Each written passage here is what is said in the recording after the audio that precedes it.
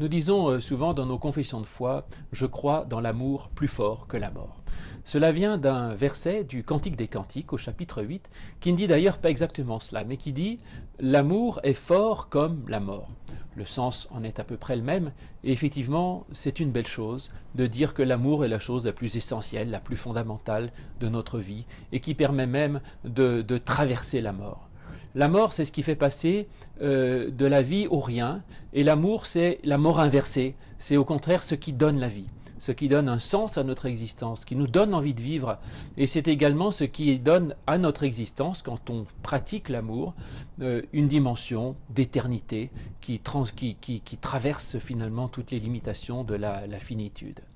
Mais le Cantique des Cantiques ne se limite pas à cela. Et il dit « L'amour est fort comme la mort et la jalousie est dure comme le séjour des morts ». En général, on l'interprète en pensant que ces deux affirmations sont parallèles et donc, comme l'amour est positif, on veut essayer de trouver une dimension positive de la jalousie. Alors on veut dire qu'il s'agit non pas d'une jalousie maladive et suspicieuse, mais d'une volonté de rester absolument fidèle à Dieu, et que l'amour ne peut pas devenir un amour finalement qui perd toute consistance.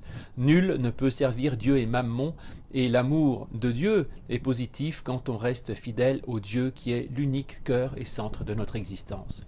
Ou alors on peut aussi comprendre que le mot que l'on traduit par jalousie peut aussi être entendu par le mot zèle.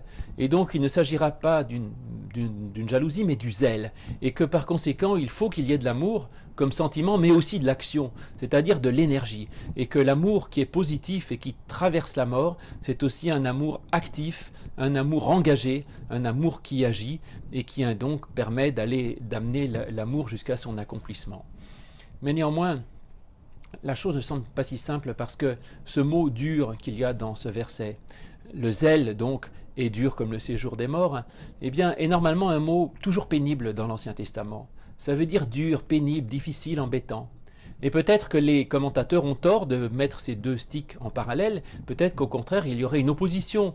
L'amour est fort comme la mort, mais la jalousie, cette fois-ci en tant que suspicion maladive, que de volonté de se couper des autres et de voir le mal partout et d'agir mal, la jalousie, elle est pénible comme le séjour des morts.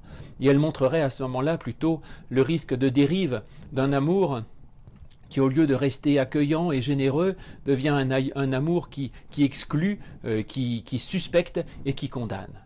Mais je ne crois pas qu'il y ait à choisir entre ces deux interprétations. Je crois que les deux doivent rester ensemble et dire qu'effectivement l'amour est la chose la plus essentielle pour traverser la mort, et que dans cet amour il y a la nécessité d'une action, d'une énergie et d'un zèle pour mettre en œuvre cet amour concrètement dans le monde, mais qu'on doit toujours prendre garde que cet amour ne devienne pas quelque chose de dur qui blesse l'autre par une sorte de volonté de ne pas recevoir l'autre et d'être intolérant.